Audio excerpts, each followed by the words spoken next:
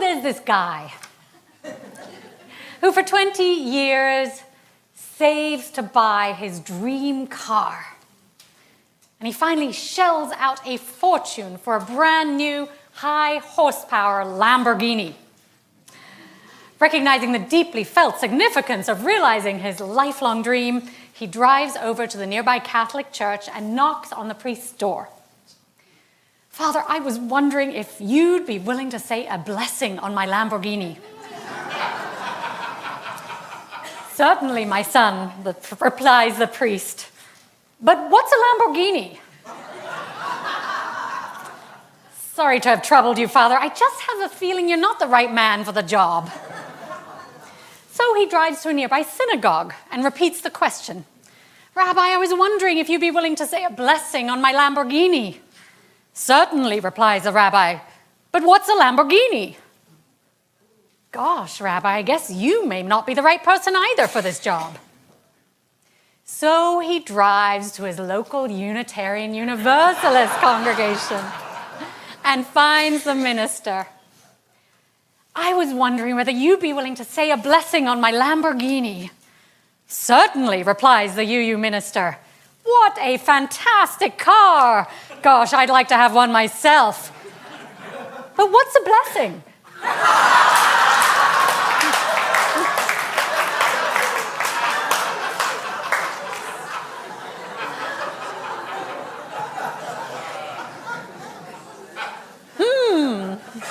What is a blessing, especially in a Unitarian Universalist context?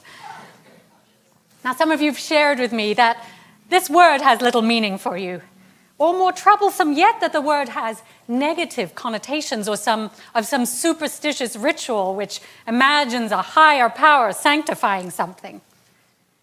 So I invite those of you today who struggle with what a blessing may be to be open and curious about the possible scope of this word. Are you game? Yes. Traditionally, yes, someone in higher authority, either a god, a guru, or a religious leader, bestows blessings on people or things. Blessing is a rite that has been used in one form or another by all major religions to bless food, babies, marriages, animals, precious objects, lives, homes, and sanctify sacraments. Now, etymologically, it was actually a term derived from Germanic paganism during medieval times, meaning to make something sacred or holy by a sacrificial custom. It took on a broader meaning when the word benedicere was translated from the Bible into Old English and became to speak well of, and eventually to praise, or extol, or to wish well. Many of us bless each other reflexively with the phrase, "bless you," when we sneeze. And we hear that from religious and non-religious people alike. In fact, I suspect it contains little to no spiritual significance these days, but is simply a cultural norm. That response actually originated as "God bless you" during outbreaks of the plague.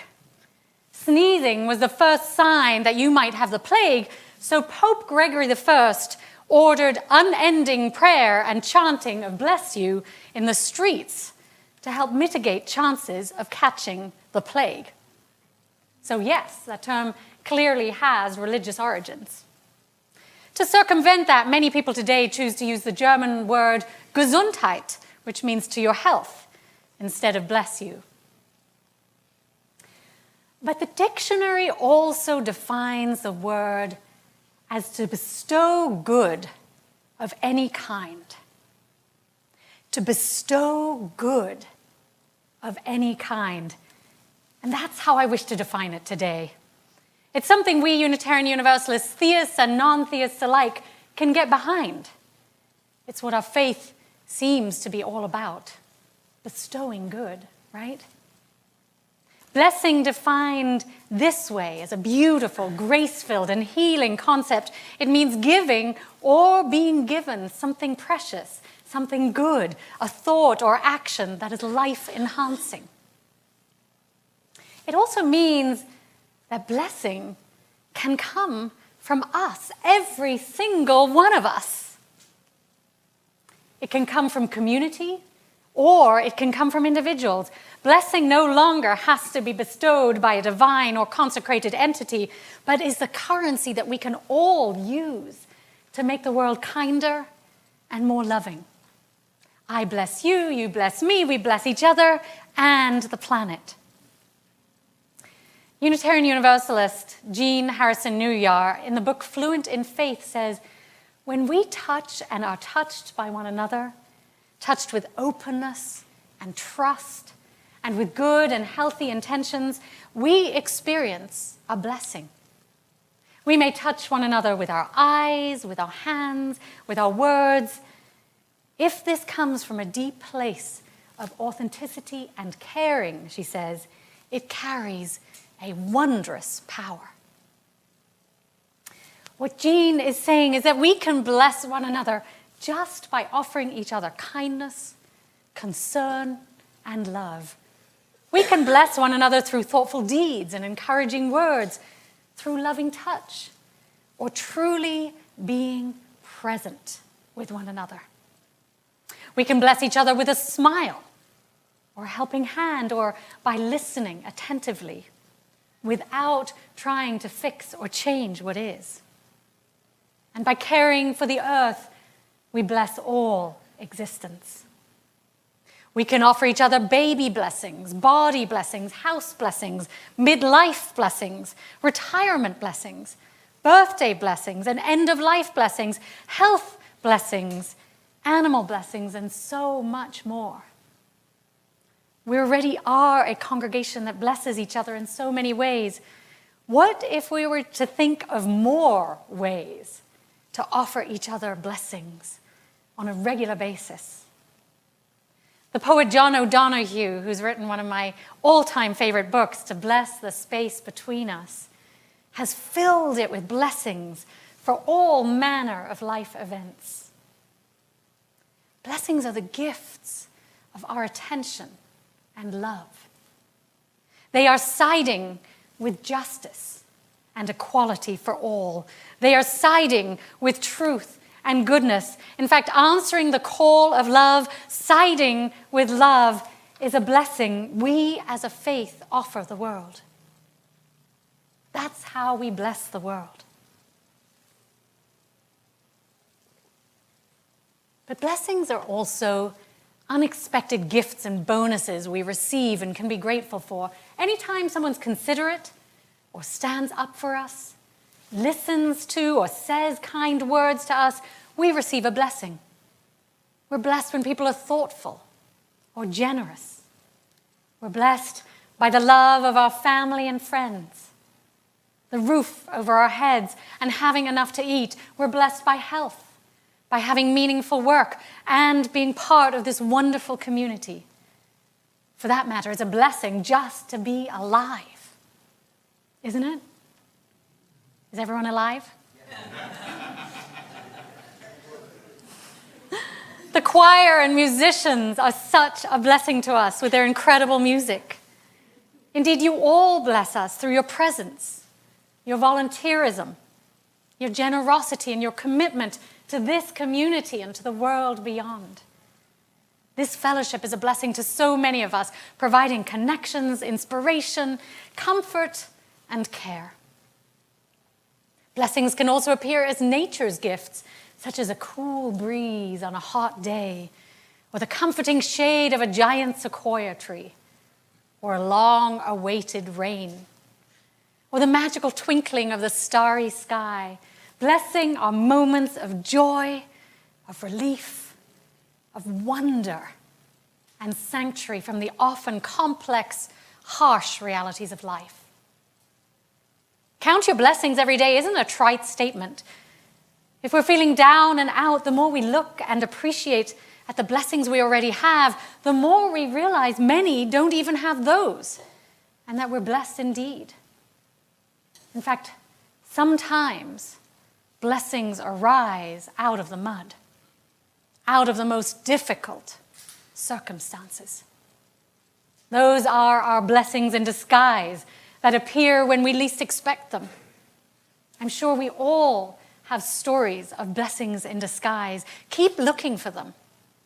They bring light, healing, and hope in the midst of pain. But what if we were to notice not only the blessings we receive, but also the ways in which we bless the world? Not to become boastful, but to become more aware of how who we are and what we do makes the world a better place. That way we can become conscious of the significance of our lives, of our life-enhancing purpose. If we realize our capacity to make another's lives or life on earth a little better, how then might we choose to bless the world? How might we choose to share our gifts? Former Star King School for the Ministry president and renowned Unitarian Universalist theologian Reverend Dr. Rebecca Parker entreats us to choose to bless the world. In her book, Blessing the World, she writes, "The purpose of life, then, is to discover the joy or well-being that simultaneously pleases us and blesses our neighbor. Every act we commit is a contribution to the world. The question is whether our actions will be a blessing or a curse. The basic question of life is not," she writes, "what do I want?" but rather, what do I want to give? Sometimes, though, it's not that easy to see how we bless the world, and blessings in our lives may feel few and far between. George Bailey, in the iconic film It's a Wonderful Life, constantly gives to the world. He sacrifices for others in order to save his family business and his town from succumbing to the greedy, mean enterprise of the notorious Mr. Potter. George works to make the world more just for all, to make sure all have access to housing, a warm meal, and a life to be proud of. He works at a job he doesn't love to provide care for his family and community. He puts off his dreams of travel to help others. He appreciates deeply and cares for all those around him. But he's completely unaware of the tremendous difference he has made in others' lives, of how he has blessed countless people. So one day, after years of being worn down by sacrificing his own life for the needs of others, he eventually snaps and sees little value in living. On the verge of suicide, it takes an unlikely angel in the form of a kind old man to show him what his town and family would be like if he, George, had never been born. Without George, his town would have been sold out to Potter's conglomerate, where poverty and despair is rampant and lives are left ruined in the wake of raw capitalism. People are harsh and unfriendly with one another. Several people whose lives George had saved died in this reality. His wife remained sad and alone, and certainly his 4 children would never have been born. His brother would have died and not been a decorated war hero, and his mother struggled to go on as a widow without George's ongoing kindness. Only upon seeing the huge difference he'd made in hundreds of people's lives without even knowing it, the ways in which he'd blessed a whole town, does George realize that his life is in fact a miracle and so worth living. He chose to be a blessing to the world again and again, but he didn't realize the impact of that choice. He could only see his own increasing pain as opposed to the huge difference he was making every day in the lives of others. And it had me reflect on the tragic suicides this week of Anthony Bourdain and Kate Spade, wondering if they were at all cognizant of the many ways they blessed the world and were making a difference.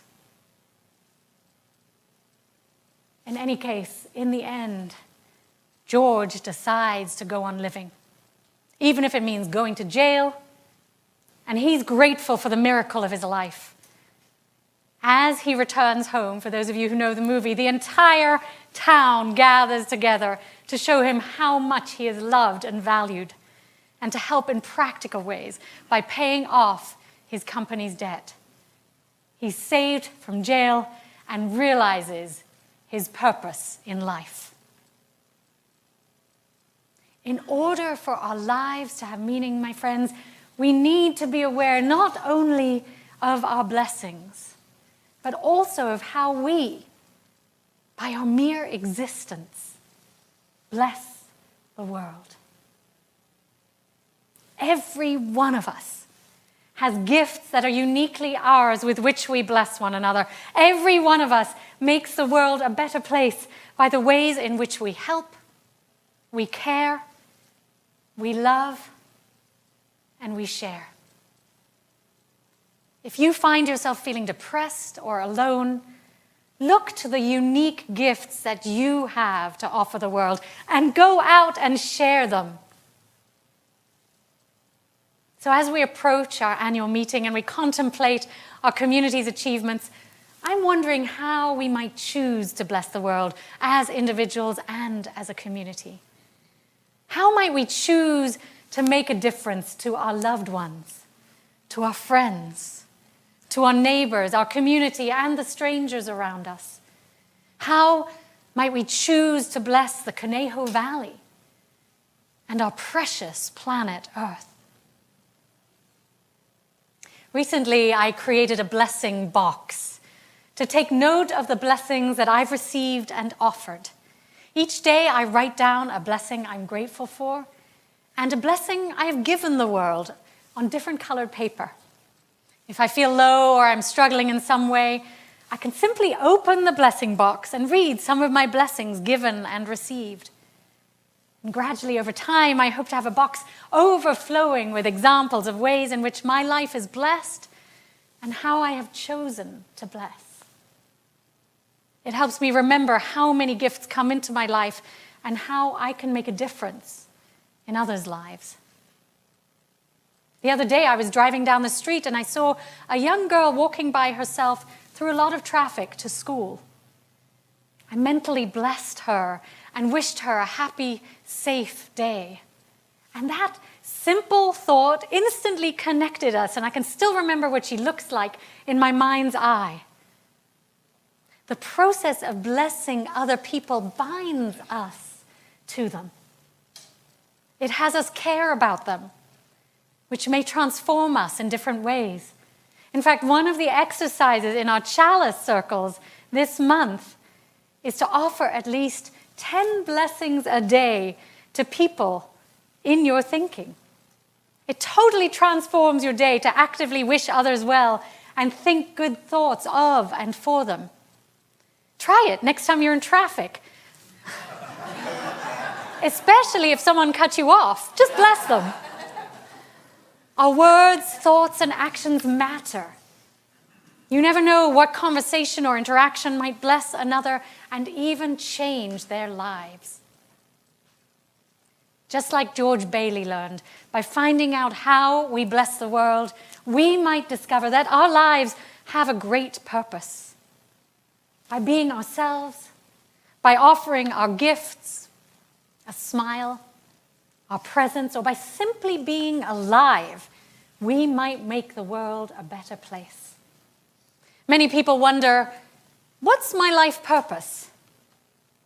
Well, I believe our life purpose is to be the best, most loving version of ourselves, and in doing so, bless the world in ways only we uniquely can. My friends, what are the gifts you have to give to others? What are the talents and ways of being that flow naturally from you that enrich other people's lives merely by their existence? What is your unique footprint on this earth? I encourage you to discover it, use it, and choose to bless the world with it. That is your purpose. As Maya Angelou said, the thing to do, it seems to me, is to prepare yourself so you can be a rainbow in someone else's cloud. Somebody who may not look like you, may not call God the same name you call God, if they call God at all.